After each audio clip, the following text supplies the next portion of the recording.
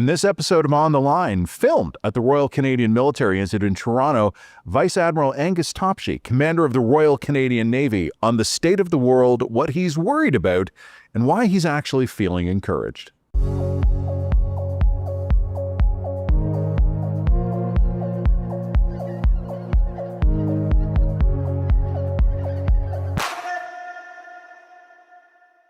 Admiral, great to have you here at the Royal Canadian Military Institute in the library, which is a fitting place to have this conversation. But I've been looking forward to talking to you. It's something I've been wanting to do for a while, and there's a lot to talk about today.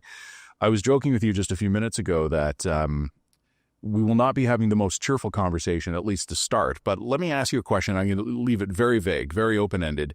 What is your assessment of the state of the world? And I know that's maybe unhelpfully vague, but as you see it, what are the issues unfolding globally right now that are occupying your time at work and maybe waking you up at night? Yeah, so I think the reality is that the last few years have taught us that probably the last 80 years have been an exception in human history. Yeah. And that for most of history, it's been national interest and national power that have dictated the outcomes between states. And it looks like we're back in that era now. And so what matters most to Canada is, are we able to wield all of the elements of state power, and not just military, but also the strength of our economy, strength of our informational side, the diplomatic weight of Canada. That's what we're going to need to be able to do today. I was writing about that a few years ago, and it was late in the pandemic. And I remember having almost like a truck hitting me. I had this thought of, what if everything I've ever known was a historical fluke? Like, what if the scale of the Second World War, the scale of kind of American dominance after the Second World War, created a completely unsustainable blip in global affairs that lasted just long enough for two generations of very smart, well-educated people to assume it was normal. And even then, I was starting to see signs that it was unraveling. And one of the things, that I promise not to drag you into politics, but I think Canada is a country that thrived in that kind of world. And I think we've specialized to exist in that kind of world. And we're not the only country that did, but I think the countries that did the best during that blip might have the hardest time realizing the party's over. Yeah, and I think we underestimate the role Canada played in creating that world, right? So we were a core part of founding the United Nations, founding the NATO alliance. If you go back to the Suez Crisis in 1956, we modeled hey, there's another way to resolve this that doesn't involve war. Let's have a diplomatic solution that we then put a military force in between the warring factions to stabilize the peace. So we lived in a rules-based order that Canada had a huge role in creating. So understandably, we thought, this is great. We built this. Let's enjoy it. When you look at the global trends right now, I think I agree with you in the big picture sense of it. We're going back to the old rules. And if you've read a history book or two, and here we are in the library, it's a pretty good place to have that conversation. You know what that's going to look like. You know what that's going to mean. I don't want to think in 100-year terms here. Where should we be looking for the next 10 years? Because kind of like in our immediate concern, what are the things that you think globally are going to be demanding Canada's attention? So I think it's managing the war in Ukraine and Russian aggression. And so I think right now you see that whatever we can do to strengthen the deterrent effect of the NATO alliance is really important, which is why we have the Enhanced Forward Presence Brigade and moving to brigade in Latvia. I think that's a core thing. We're telling people that you cross that border, you are involving Canada in a war. We've done that historically. That's the way we fought the entire Cold War with the Canadian Army in Germany for that exact reason. So we've gone back to that. I think we need to recognize that we need to have the hard elements of naval and air power to defend our waters, defend our airspace. And that begins by knowing everything that's happening on and under our waters, in our skies, all the way up to space. So I was born either lucky or broken, depending on how you want to look at it. But everything we're talking about has always made intuitive sense to me. I was the weirdo teenager looking around going, this isn't going to last. This doesn't make any sense. Where are the pirates? Where are the marauding raiders, right? And one of the things I've been running into constantly throughout my career, even as a professional journalist writing about defense, security, preparedness, infrastructure, procurement, even among my colleagues, they were like, come on, man, it's Canada. What are we worried about? Why are we going to spend all this money on this? We need more MRI machines. We need more schools. We need more roads. And I'm like, no, we need hard military power, because if you have anything worth keeping, someone will eventually want to take it, right? So I do think there's been a change. I am seeing that. What I am also seeing, though, and I'm curious just to get your thoughts on this, more of a civil society question. Do we have a muscle memory of this? Do we have, like, I think our institutions do. The armed forces do. Our security agencies do. But I don't think the public does. No, we have an interesting view of our own history. We forget that Canada was a key element of both world wars. Mm-hmm. You know, we had 10% of the Canadian population in uniform in both of the conflicts, which is one of the highest percentage of any country not directly invaded in those wars. We built the third largest Navy in the world, one of the most powerful air forces in the world coming out of the Second World War. We had our own beach at Normandy. Yeah. I'm willing to bet that if you asked people outside of Canada, you know, what were the 3 countries that led the Normandy landings? Very few countries are going to realize that it was Canada. Yeah. But so we forget that part of our history. We have that memory. We forget the other parts is that wars have come to our shores before. I mean, the War of 1812 jumps out because we remember that, but you know, that's really pre-Canada. But more Canadians died in the Gulf of St. Lawrence and the St. Lawrence River than died on the beaches of D-Day at Juno Beach. It's remarkable to think that so many Canadians died in our waters, and we need to make sure we have the power to prevent that happening again. You've mentioned Russia and Ukraine, and I'm going to broaden this out, not necessarily in the lens of Canada, Admiral, but I'll just tell you that I'm pretty hard to shock, which is something of an occupational advantage in my line of work. But I cannot tell you how many times, it's called the last 6 or 7 years, where I've gotten up in the morning, grabbed my phone, probably not the best sleep hygiene, but like, you know, I wake up, I grab my phone, I look at it, I look for the news alerts that have come in overnight. And I'm just like, oh, that's insane. Like, you know, we've gone through a plague. We've seen a massive war in the Middle East. We see the possibility of a renewed conflict in the Middle East. We see, obviously, Russia invading Europe again, which feels very retro. We're looking at geopolitical stuff. We're looking at the U.S. becoming involved again in Latin America. Any number of alarming signals from China. Like I said, in this library, if you know your history, some of this feels very familiar. It's like, oh, we're talking about Manifest Destiny and the Panama Canal again. That rings a bell. But one of the things we haven't talked about yet is the Pacific. And I don't want to nail you down on that, but just in a general sense, you've talked a little bit about Russia, Ukraine. Where are you concerned about Canada's risks, opportunities, kind of more engagement broadly in the Pacific? Yeah, I think one of the frustrations throughout my career has been that we don't see ourselves as a Pacific nation. Yeah. I mean, we very much are, right? And if we could really accentuate the trade that we've got with a whole bunch of like-minded nations around the Pacific Rim, I think we immensely benefit from that. And, you know, we watch a whole bunch of great movies about the war in the Atlantic, you know, Hunt for Red October and all of these things. We're actually in a pretty good place for being able to monitor and detect things in the Atlantic. There's always more work to be done, and our adversaries are always trying to get around that. The Pacific's a whole different game. Right? Like the distance to cross the Atlantic Ocean is the same as to get from Victoria to Hawaii. Mm-hmm. And you're a third of the way across the Pacific. There's no, you know, Greenland, Iceland, UK gap in the Pacific Ocean. There's no place where we can sort of say, you know, submarines have to come through here to come threaten us. It's a wide open space that's really, really hard to patrol and understand. And there's tremendous potential. You know, 60% of the world's population, 40% of the world's GDP is in East Asia.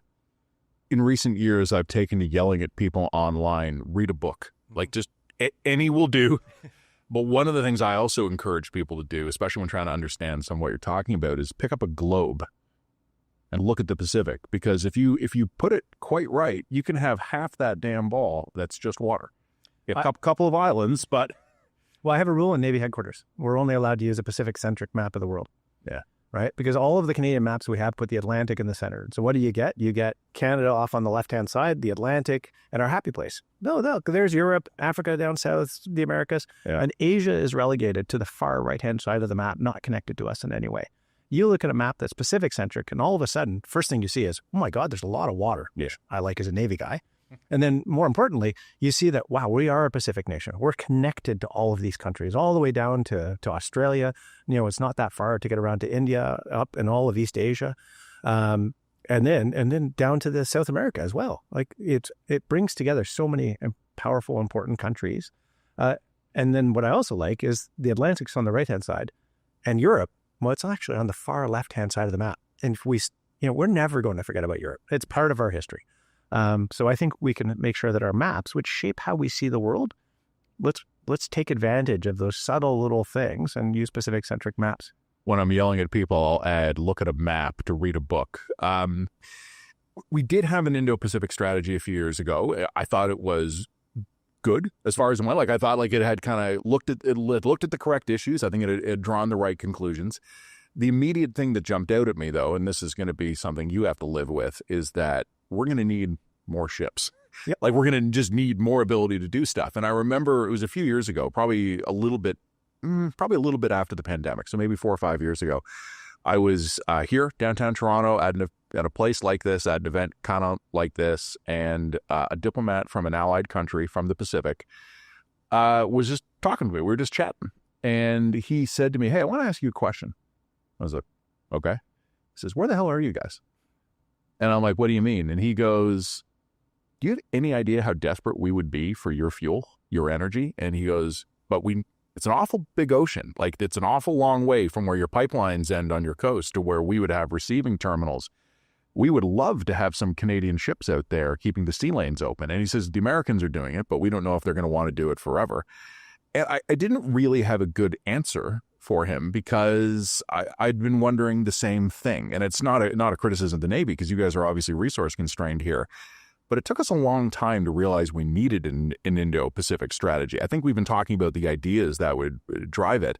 Are you seeing signs, and I, again, promise not to pull you into politics, but in terms of your own conversations, do you get the sense that there is that growing awareness that the Pacific is a place we ought to be paying more attention?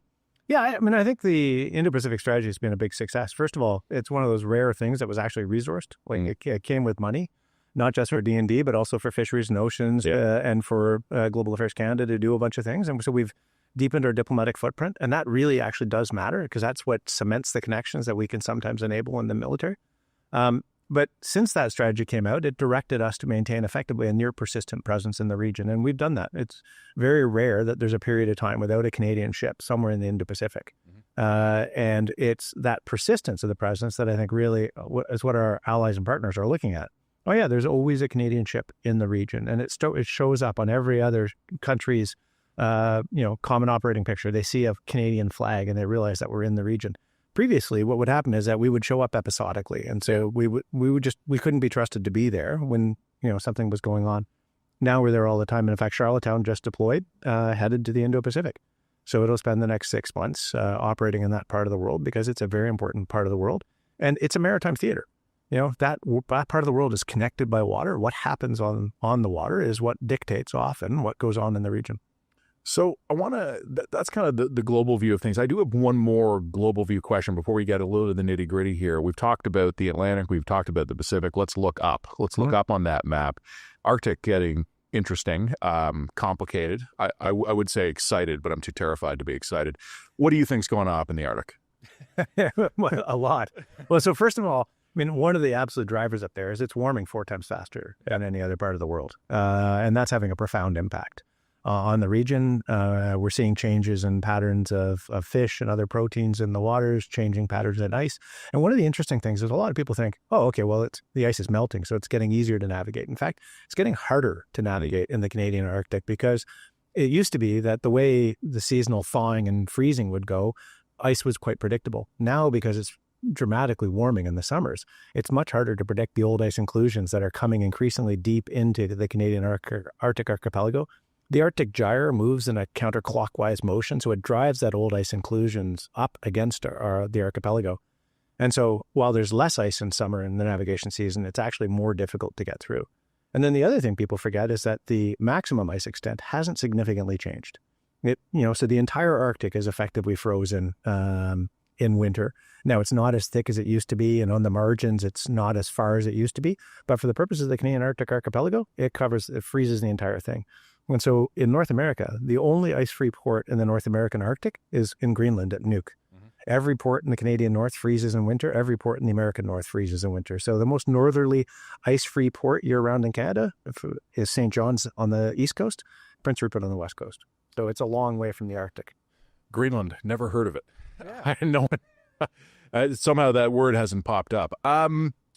a lot of interest in the Arctic. And I've spoken to some of your colleagues in uniform operating in some of the other domains who are noticing not just the usual Russian pop-in visits, but an increasing degree of Chinese presence, Air Force, Navy, sometimes civilian vessels engaging in research awfully close to our shores. Big picture strategy here, are they just knocking on the door to tell us they're there, or do you think they actually have an agenda that they're trying to push? Or is that the... So I think with China, for example, I mean, they sent 5 ships up into the Arctic last year. I think they've got a very clear interest in it for a number of different levels. There's absolutely some of the work they're doing would be to enable submarine operations up in the Arctic. A lot of it is also to figure out what are the commercial shipping routes that could be used. Scientific knowledge. Where are the fish going? Because obviously, they fish around the world. They're interested in following fish wherever they go. So I think there are a variety of purposes to the research, as with many things. And so I think you need to take a clear-eyed view at it and understand not everything is a threat, but a lot of it could be. Even if it's not a threat, if it's in our backyard, we should know they're there. Well, that's exactly it. And to be fair to China, they've been very good about making sure they ask permission before they come into the 200 nautical mile limit, which and so they're not entitled to authorize to conduct scientific exploration there without permission from Canada. And so we monitor what they're doing. And of course, they very carefully follow all the rules because their position is that if we follow your rules in your Arctic, you need to follow our rules in the South China Sea. And the challenge is we don't always agree on the interpretation of the rules. Yeah, no, I thought that might be a problem. So we've kind of gone around the world a little bit, at least from the Canadian perspective here. I want to talk with you about the fleet because the world has gotten suddenly very interesting right at a time. I'm not going to blame anyone in particular for this, but I do think there had been an underinvestment in fleet modernization that put us in a little bit of a gap right as things got interesting. And that's a bit of bad luck, maybe a bit of bad planning. But in a big picture sense, where is the fleet today and where is it heading? Yeah, so 15 years ago, the government of Canada made a great choice to invest in a national shipbuilding strategy. At the time, it was the Irving Yard in Halifax and the Seaspan Yard in Vancouver. And shipbuilding is hard, but there was a substantial commitment. For example, in Halifax, it was not just the federal government, but the province, the local community colleges, the Irving companies, all of them committed to building a shipyard. And we deliberately started with a non-combatant vessel, the Harry de Wolf class of Arctic and offshore patrol vessels, because they are a simpler design than full combatants. And it's been a success, so we've now delivered all 6 of the Arctic and offshore patrol vessels, icebreakers for the Navy for the first time since the 1950s. They're building the 2 for the Coast Guard. It's a great product. It's getting cheaper to build every time as they gain efficiencies, and they've shown remarkable progress. And I have no hesitation in describing them as the best shipyard in North America. And that's a legacy of a very sensible defense industrial strategy that started 15 years ago. The Seaspan Yard in Vancouver is a technically quite competent yard. They build good ships. They've been challenged by the fact that, 5 of the first 8 ships they've built have been first to class. And that's a tough thing to ask. And they're trying to build a highly skilled blue collar workforce and the most expensive place in Canada to live at a time when the BC economy is, looking for very similar skills all over the place. So they've been challenged on the workforce front, but they build good ships. Like them a bit faster, but we'll get there. And then there's the Davy Yard in Quebec, added to the National Shipbuilding Strategy a little while ago. It's got a Polar Max contract. It's doing some other things. It's got a lot of potential in terms of the layout of the yard with some investment in infrastructure and the start of a renewal of all of that. I think it's tremendous potential. Right now, we have the 12 primary combatants, the Halifax class. They're due for replacement, and the replacements are coming. We had the Kingston class patrol ships, which are exiting service, and I know there's been talk about some sort of Corvette-sized replacement. We can talk about that in a minute. But first, I'm actually the most interested in the submarines, because that's something we're talking about a lot. This probably reflects my own web browsing habits, but it seems like every day I'm on some page, and there's this huge ad from some global contractor, like subs for Canada, right? Like, it's everywhere. Believe I could be getting worse ads, so we'll go with submarines. Jumping from the 4 we have to, I've heard a number as high as 15 floating around we'll see what the contract says eventually, but that would be a considerable expansion in the size of our fleet, especially if we do end up adding these corvettes that have been talking about here. are we tracking toward, in your view, obviously you would hope this is the case, but are we actually tracking toward a much larger Canadian fleet than we got used to for a generation or so? Yeah, we are. I mean, I think if you look around the world, there's no doubt that we need more surface combatants. We need more submarines. And the challenge is, I mean, Australia did this. They did a very high profile surface combatant review, and they decided that the fleet size actually had to double. And they've got a lot of similar sort of geographic challenges as we do, without the Arctic archipelago compounding our challenges. So I do think the fleet of surface combatants needs to grow. We are replacing both the Halifax class and the 4 air defense destroyers of the old Iroquois class with 15 river class destroyers that are already in construction at Halifax. So that's good. What struck me, though, as the commander of the Navy is that the number one thing that I keep getting asked for right now is the Harry DeWolf class, because they're new and they can do all sorts of different things. And it's not because they're the right ship for it, but often because they're the only ship available. And they become the right answer to every problem, or the only answer to every problem. So it's no doubt we need more surface combatants. We need more capacity. On the submarine side, you're right. We've never had a fleet of more than 4 submarines in our history. I will note, though, that when we've looked at submarine fleets before, back in the 1987 white paper, that was a force of 6 to 12 submarines, because the math of Canadian geography doesn't change. If you want to have a submarine available reliably, a guaranteed availability in every one of our oceans, then you need a fleet of 12. All of our allies operate, 4 submarines to guarantee the availability of 1. If you look at their nuclear deterrent fleets, that's how you know that's the math. And so that's where we want to be. That doesn't, we'll have more than 4 submarines available a lot of the time. It's the first time we've ever built a force of submarines to defend Canadian waters. Before now, every one of our submarine acquisitions was about, building a force that could train the rest of the Navy in hunting submarines. And in the case of the Victoria class, it was preserving the ability to operate submarines was really the driving force of that. I think we're in a world now where Canadians expect us to be able to decide who comes into our waters, and that nobody can be in our waters without our permission.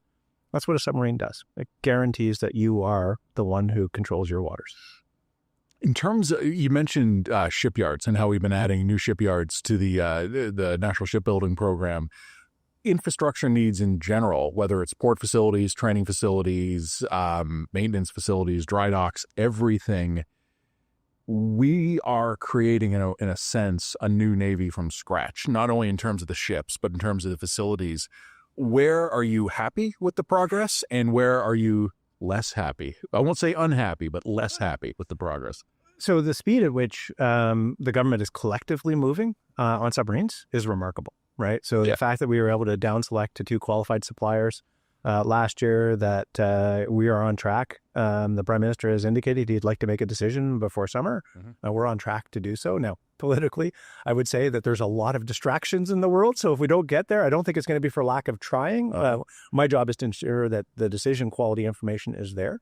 And we're doing that. And it's an integrated project team on submarines. I think we've pioneered a new way of doing things. So it's not just the Navy, it's also ADM Materiel within the Department of National Defense, Public Services and Procurement Canada, the new Defense Investment Agency, Innovation, Science and Economic Development, ISAD, Global Affairs Canada. They're all part of this integrated project team.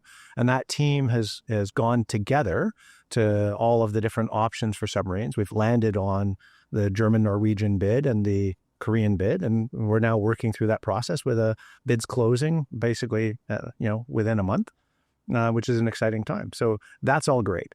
You mentioned infrastructure. I think where you really see the consequence of the level of investment in Canadian defense is the infrastructure for the Canadian Armed Forces, because we were basically funded at about half of the money we needed for infrastructure. And so what do you do in a case like that?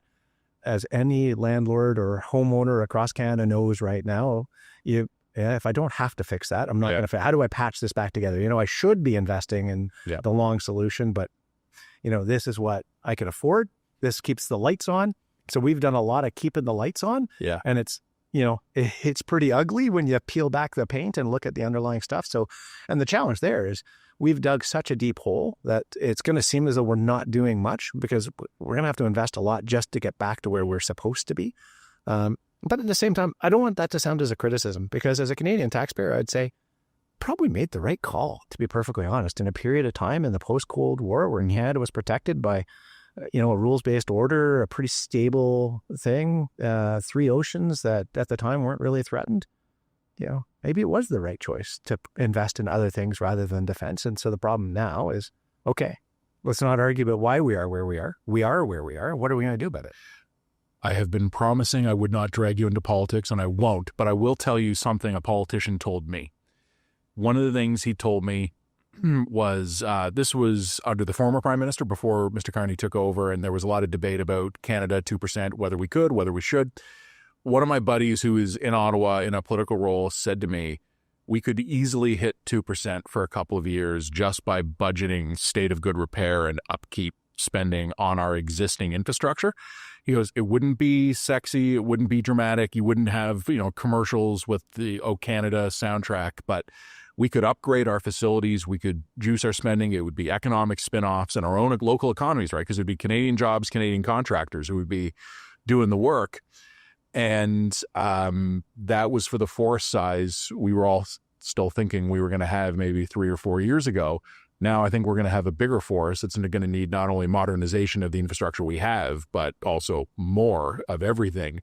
I'm excited for the challenge. Like I'm not put off by this, but pardon me. I think to your point, we could spend a lot of money getting back to the capabilities we claim we have. Yeah, and we could spend a lot of money because we have a lot of money to spend. My guidance to the Navy has been really clear. We've got to spend every dollar as though it was our own, right? Canadian taxpayers are not looking for us to just hit a number or anything else like that. They're looking for real capability, and ideally that we purchase that capability in a way that supports the Canadian economy and the Canadian defense industrial base, that reduces our dependence on others and builds sovereign capabilities. The shipbuilding strategy is a great example. We've built a sovereign shipbuilding capability for Canada here, and I am worried that the level of defense spending that's going to be announced is going to seem like a giant money tap to a lot of people. We've got to be extremely diligent, but we got to move fast, right? So how do we make sure we do that? Is, like I said, we need in defense to take ownership of the requirement to move fast, and we need to be very diligent to exercise stewardship over those funds. But we can do that better than we've been doing. My colleague Jen and I have been joking for a while that we're going to open up a new line subsidiary that just builds 155 millimeter artillery shells because we want in on the action. But no, you're absolutely right about that. There will be people who will see an opportunity to serve, and there will be others who see an opportunity to profit. So we'll have to be careful about that. You've mentioned Admiral capability a couple of times, and I do want to talk to you about the new proposed or mused about corvettes. But before we do that, I want to talk about it in a more big picture sense, not global as in the globe, but kind of top level. What are capabilities you want the Navy to have? Because, I know your friends in Air Force Blue saw what the Ukrainians did to the Russian strategic bomber force a few months ago and went, uh-oh. And certainly our mutual friends in Green are also worried a lot about drones. Yeah. How is the battle space for navies transforming? What are you guys looking at in terms of capabilities you want, but also things you don't want some other guy to be able to do to you? Yeah, so obviously, if you look at what's happened in the Black Sea, it's a reminder that navies enter the littoral at their peril, right? So they go close to shore, and it's a dangerous environment. Can you go there? Yes, if you're prepared for it and you've got the right force mix. Drones are obviously going to be a big part of the future. So what do I want? We've stood up an advanced naval capabilities unit on the West Coast, which is really about pioneering the use of remotely controlled and autonomous vessels. No, things that go under the water, on the water, and in the air. So we're across the spectrum of drones. We need to be able to do that at scale. So what we're really fostering is a culture of innovation and experimentation, of initiative. Like, does this look as though this makes things better? Okay, yeah, let's validate that. And if that's true, let's scale it. And so the Australians have done a great thing with something they call Ghost Shark, where they were able to prove a capability and then translate that through the system into a $1.8 billion project. That's when it becomes a thing. So we're looking to low-level initiatives, figure out what works, and then scale it. And when I say scale, like hundreds of thousands of some things, because it's the mass in Ukraine that's mattering. Domain awareness is the other side of this. And so that's a fancy way of saying understanding everything that's happening on and under our waters. We're not where we need to be right now. And not just in a military point of view, not even scientifically, right? Like, we have not charted all of Canadian waters to modern charting standards. And there's about to be a revolution in how we do navigation at sea as we move to an S100 chart system, electronic charts, where they have live tide data, live current data, live weather effects and things like that, which will make navigation much safer, much more efficient. Because you'll know just how heavily you can load a ship to bring it through the St. Lawrence Seaway and things like that in live time. But the data that's required to support that, isn't there consistently across Canada. So I think we need to make an investment that enhances our ability to understand what's happening in our waters and our knowledge of them as well. And we can do that collectively. When we start talking about dual use, that's one of the dual use things that we could really do. In terms of, we're talking about capability, some of you said a minute ago about it's like, we're building 15 new destroyers. We're looking at 15 potentially new submarines, but then you casually slid into the podcast a moment ago. We're going to need hundreds of thousands of some other things. I have been talking with some allied commanders overseas and also some people who have insight into what's been going on in Ukraine. And what they've been telling me is that kind of almost maybe since Korea or the Second World War, war is almost now a consumable exercise because, it's not hitting the guy with the right number of precision bombs, right? It's throwing so much ammo at the guy that he runs out of his cannon fodder before he takes the village. The Ukrainians on land are iterating new weapon systems. Like, are they down to 8 weeks now? Like their turnaround time is unbelievable. And having invented the better drone, they then build 10,000 of them a week. And then after 8 weeks, they're building something else. What would be the naval version of that? Like when you think about like a consumable, disposable system, would it be buoys for surveillance? Would it be drones for monitoring? Would it be weapon systems to either take out enemy assets or to be defensive, like counter-drone drones? Like, what are you guys looking at? Yeah, we are looking at counter-drone drones already. In fact, one of the great experiments we did in last May was we were able to take one of our targets, which is a remotely controlled vessel we normally practice shooting at, put explosives on it, and then remotely controlled it using a first-person view camera and some uncrewed air systems to guide it. Drove it into another one of those target drones, which shows we can do these things, that we can innovate.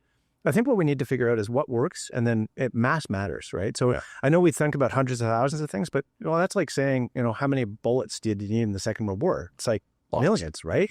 And so we got to figure out, what are the weapons that are really going to matter? We're on the wrong side of the cost curve in a lot of places too. Like we have some really fancy missiles and systems, but if you're spending, a couple $1 million to shoot down a $10,000 drone, that's a losing proposition over time, because if our adversary is just going to say, I like this idea, even if they don't get anywhere, if you're going to keep shooting them down with $10 million missiles, then eventually I'm going to win. I'm looking around this library we're in, and I'm wondering how many of these books have some version of the lesson that the guy who figures out the cheap way to defeat your expensive weapon wins. Yeah. Yeah. Oh, there's some great, lessons of history. The book that I really would love every person in the Navy to read now is a book called Pirate of the Adriatic, which is about Tom Fuller, who was an amazing Canadian. He was 31 at the start of the Second World War, private pilot's license, yachtsman, and everything else like that. Tried to join the Air Force, but he was too old at 31 to be allowed to join, which is not the case now. We'll take you at 31 happily in the Navy. And he fought for a while, finally got into the Navy, and then went off to war. And as someone who'd been around the block a bit and run his own company and things, it didn't like the way a lot of things were done, and started saying, how do I make this effective? Pioneered some different gunnery techniques and showed the British up about how they were doing things, all using the stuff he had. And so really, that's the inspiration we're taking in the Navy right now. We have the fleet we have today. We're making it better, but right now it's what we have. And the good news is the Halifax class is a still capable anti-submarine warfare platform.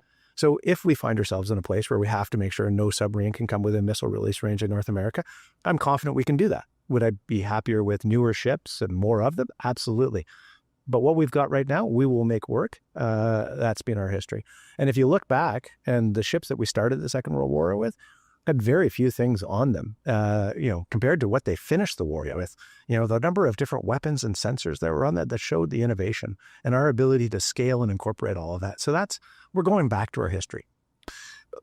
I keep promising we'll talk about this. I would like to talk about the I don't even know if they're officially proposed, but the idea of a new class of corvette, sort of a warship that is smaller than the destroyers that we are building now, but would be surface ships, not submarines, less than a destroyer, more than a patrol ship. What is the need you would want a class of ship to address there? Just in very basic terms, like what do you want to fill in terms of our capabilities? It's taking the fight right up to the ice edge. So the Harry DeWolf class, great icebreakers, but they got a 25 millimeter cannon. You can get the same combat power by taking a tug and strapping a laugh to the back of it. They're great ships. I haven't ruled that out, by the way. Well, trust me, I haven't either, right? So if we you should look at some of the things we put to sea in the Second World War, right? So If we get to that place, we'll do whatever it takes. Yeah. But the Harry DeWolf class is not designed to fight. And the problem is the River class destroyer is a fantastic thing. It's got an air defense capability that is second to none. It's probably going to be pound for pound the best destroyer in the world when it's built. But it can't go near ice because it's like every other surface combatant and just about every other Navy. It's thin hulled. And so ice can just rip it open and we don't want to recreate the Titanic. But if you look at the Gulf of St. Lawrence, go back to our history. Where did the U-boats go? They went into the Gulf of St. Lawrence. Why? Because that affects the commerce straight into the Great Lakes, right here to Toronto. So how do we defend those waters? Because they're icy. How do you get right up to the ice edge so that we can make sure that nothing can go into our Arctic or we can chase it to that place? It doesn't have a sanctuary. And so we're looking at something that's got an ice capability. So we're saying about a polar class 6, that's at the lower end of the spectrum, but can still break, a half meter of ice or so if it needed to. But it doesn't, not to the point where it gives up on the hull form that makes it a warship, that allows it to have the speed it would really need. It's going to need a lot of range. One of the challenges we have in Canada is that if you want to be able to sail through the Northwest Passage, well, there's no gas station up there. So you're going to need about 7,000 nautical miles worth of range.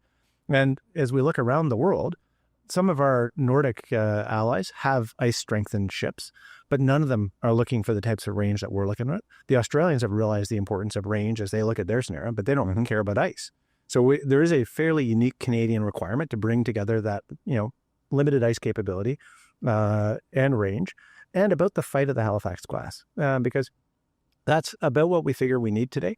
The Halifax class it can defend itself in a reduced air threat environment. If it goes into a higher threat environment, it needs an air defense destroyer to protect it. That's the River class destroyer. And so we're looking for the corvette that can basically take care of itself in any of the waters around Canada and go right up to the ice edge. And the numbers we need so that you're not spending, the massive destroyer to do things it doesn't need to do.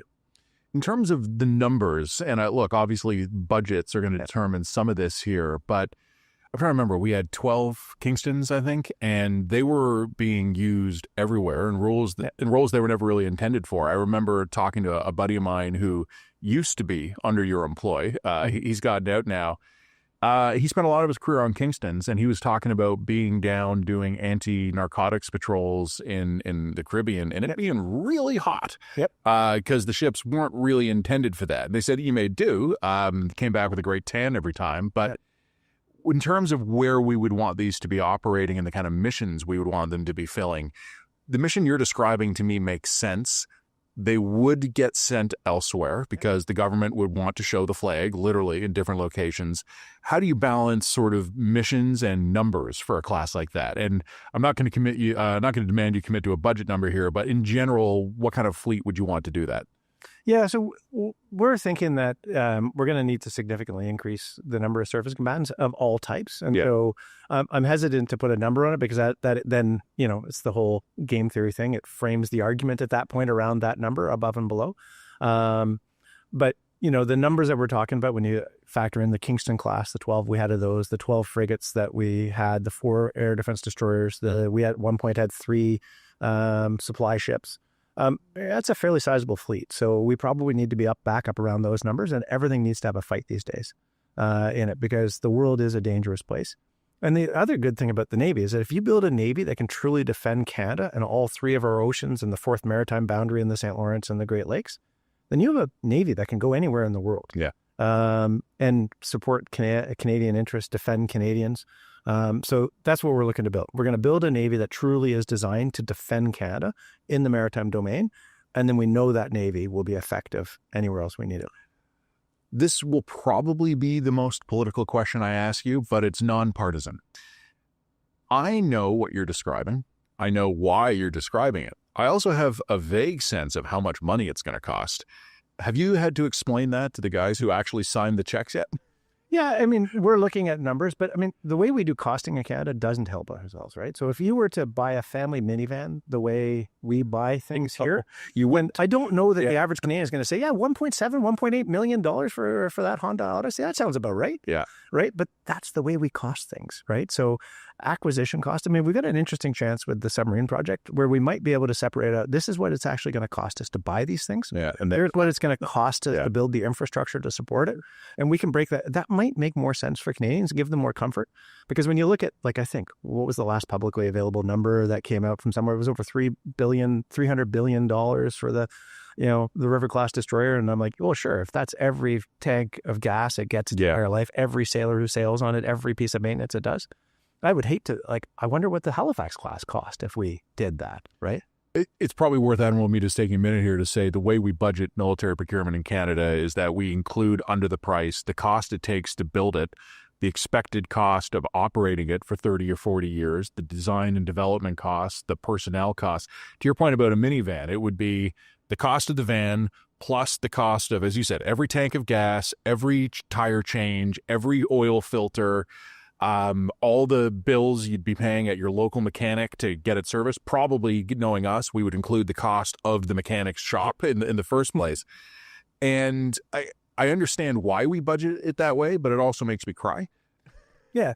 So, I mean, I think what we owe Canadians is confidence that when we spend their money, we're spending it as best we can. And part of the challenge right now is that I feel at times we spend thousands of dollars to save pennies. Right. And there's a real value in figuring out a system that enables people to spend money on things that they need to do it rapidly, that in accordance with regular competitive processes. But, I think we can change the framework, and we also need to hold people accountable. If you defraud the government of Canada, that's it. I have zero tolerance for that. If we catch you doing that in the Navy, then you're out of the Navy. And we've got to have that attitude, and that we haven't always done that either. Right. So we need to make sure that as a government, we're committed to effective stewardship of our funds. Talking about getting people out of the Navy, let's talk about getting people into the Navy, because in recent years, there have been a lot of stories about not Navy specific, but forces-wide recruiting challenges. And I've often told this story before. I am a textbook example of it, where I was a much younger, fitter man who showed up at a recruiting office and talked to them. And they were like, yeah, you're exactly what we're looking for, but we're full this year. Come back next year. And I did. And I came back and they're like, hey, we remember you. Yeah, we're still full. Come back next year. And then eventually I got a girlfriend, got engaged, and I stopped showing up. Right. Yeah. And then I hear people who are more persistent than I am actually going through the paperwork and the training and going through security clearance, but not hearing back for a year and a half. And by the time they hear back, their life has moved on. A lot of talk in recent years about trying to fix recruiting. I'm told progress is being made at a forces level. Yep. How's the Navy doing?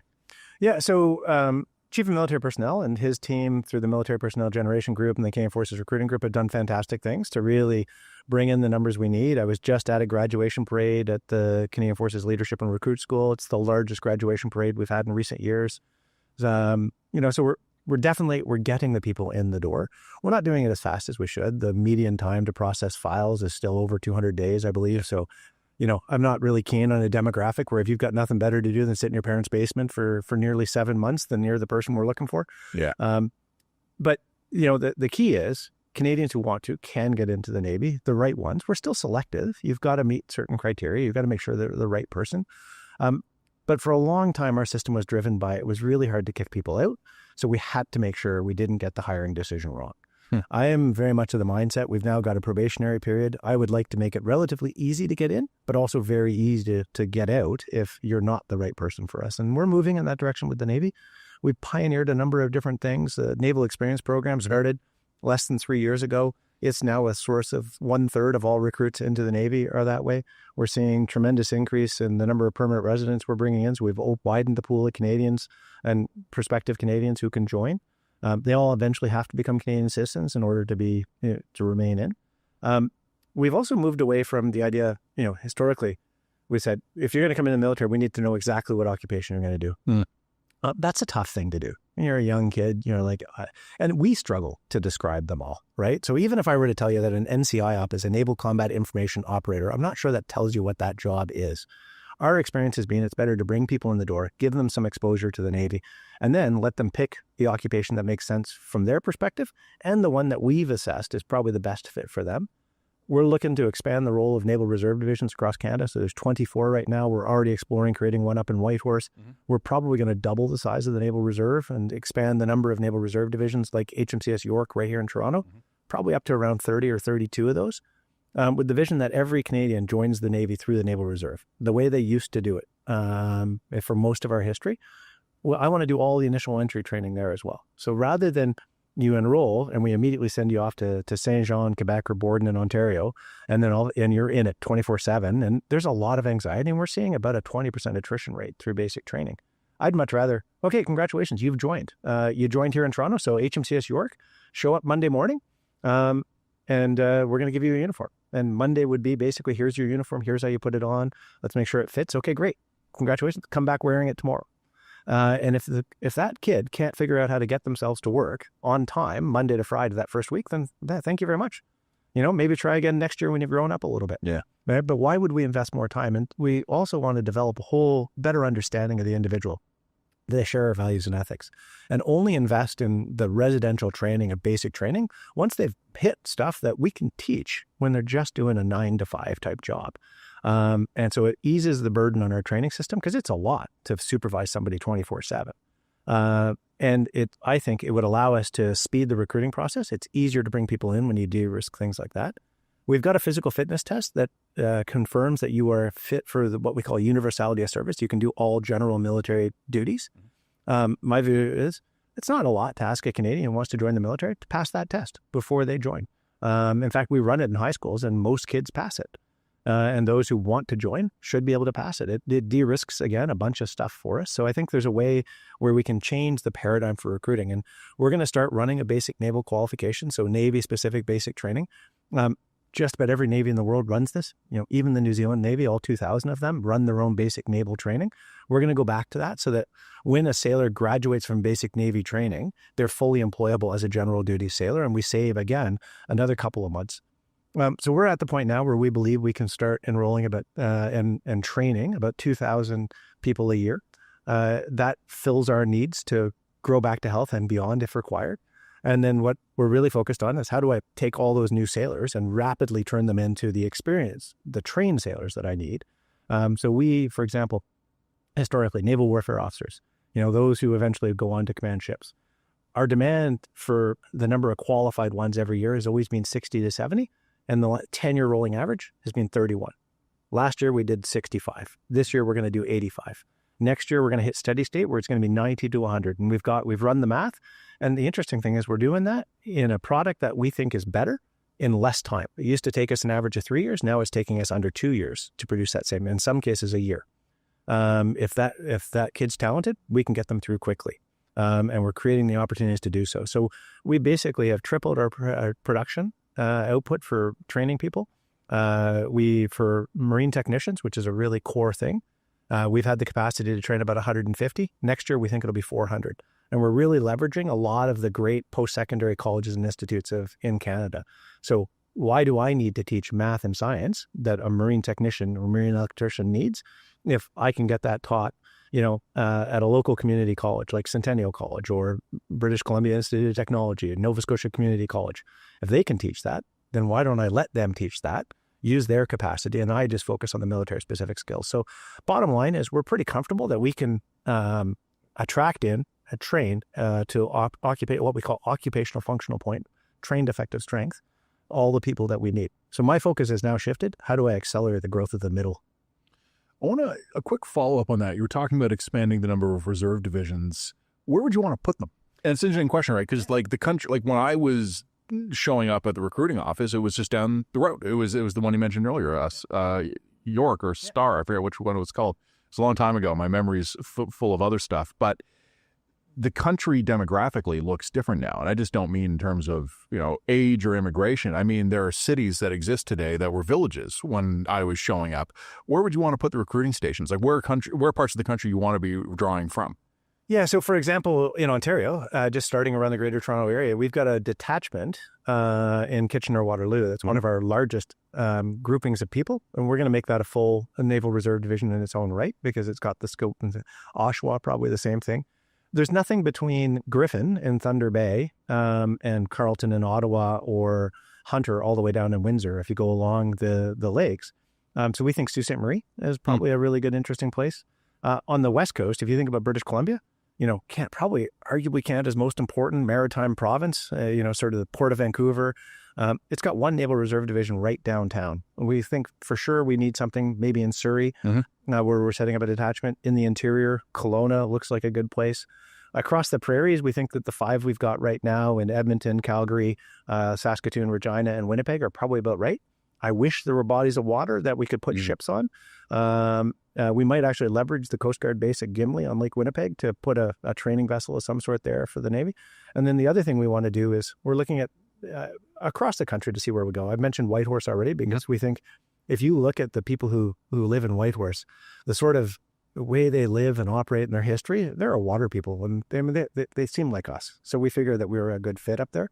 And then finally, the other thing we want to do is if you're going to have a Navy, you've got to have ships. So we've got this fantastic fleet of Orca training vessels, 104-foot patrol boats on the West Coast, 8 of them. We all think of them as new ships. It's a funny thing, right? Because, they weren't in the fleet when I joined, so they must be new. Well, they're 20 years old now, and they've been fantastic. I'd love to have a fleet of about 24 to 30 of those stationed through the Great Lakes and St. Lawrence Seaway. It just protects that and patrols. It's a more government presence on that fourth maritime boundary, making sure we know, again, what's going on and under our waters. And it's also a way for Canadians to go to sea, to see the Navy in action. These would all be commissioned ships. But commanded by junior lieutenants, with petty officers, young petty officers as coxswains, early leadership opportunities to accelerate the development of those middle-level leaders that I desperately need to fill it as we grow the ranks. And then it would just add to Canada's capacity on the water to do a whole host of things. And we used to do this. You go back in our history. We had a HMCS Patriot, was the Great Lakes Training Center in Hamilton. And why not have things like that again? If most of the people in Canada are along the Quebec-Windsor corridor, then we need to have a presence here and the ability for Canadians to join the Navy. I have 2 more questions for you, one small, one big, and then I will get you on your way because I know you have another engagement. The smaller question is a bit of a follow-up to that. We've been talking about a larger fleet, more surface combatants, more submarines, more reserve divisions. Some of the news reporting in recent months, and I'm not going to try and nail you down on this, but let's just say there are conversations about a fairly rapid and dramatic expansion of the overall size of the Canadian Armed Forces in line with events. The Navy might be one of probably the Army would have the easiest time expanding quickly. It's harder with the Navy and the Air Force because you guys have equipment that's long lead time. If the government were to come to you and say, things are getting even weirder, we need an even larger Navy, how do you guys do that? Like, how would you even conceive of that? Because when it takes 10 years to pick a ship and 15 years to build one, how can you guys expand quickly if needed? The way we did in the Second World War. Ships taken up from trade is what we called it. So in the commercial industry, there's all sorts of different ships that serve many different purposes. You had armed merchant cruisers and things like that. So we've got a host of, we're working on containerized weapon systems. So if you need an air defense capability for a ship, can I find a way to put some surface-to-air missiles into a 20-foot shipping container? And then what would I have to do to bolt on a radar to be able to provide the targeting for that? Or can I have a standalone system that does that? An interesting thing is actually with the Coast Guard being brought into the Department of National Defense and being given a surveillance mandate, we've got a chance to practice those skill sets. So the plan is that the Coast Guard ships, as they get the radars and sensors and communication fits that they need to execute that mission, that work will all be done through the Navy shipyards in Esquimalt and British Columbia and Halifax, so that my team learns how to do exactly that. So yeah, we're going to go back to our history. We have no real original ideas. We just take old ideas, repackage and rebrand them. Well, we're in a good place for that. Surrounded by ideas here. The big picture question, and you can, Admiral, you can run anywhere you want with this, but I always like to end an interview like this by just basically yielding the floor to you, because I think I've asked you some good questions. I think we've covered some stuff. There might be stuff I didn't even think to ask you that you think is important. Is there a message you want to get out there to the Canadian people or other peoples about where your thoughts are? I yield the floor to you. Yeah, no, I would go back to the value proposition of the Navy has always been join the Navy, see the world, and you serve Canada with a sense of purpose and pride everywhere. Our Navy went to every continent, every ocean, every sea last year. We've sent a ship to Antarctica for the first time. We have Canadian sailors heading back down there. Canadians have a great deal of pride in our Arctic. Very few ever go there. We'll take you there, and we'll take you there in a way that makes sure you're protecting Canadian interests. So I guess my message would be that for those Canadians who feel that this is a dangerous time, there is an opportunity to help address that. Admiral Topshee, thank you. Thank you very much. Thank you. That was my guest, Vice-Admiral Angus Topshee, Commander of the Royal Canadian Navy. Many thanks to the Royal Canadian Military Institute for letting us borrow their library here in downtown Toronto. As always, check us out at readtheline.ca. Like and subscribe. We hope you enjoyed this episode of On the Line.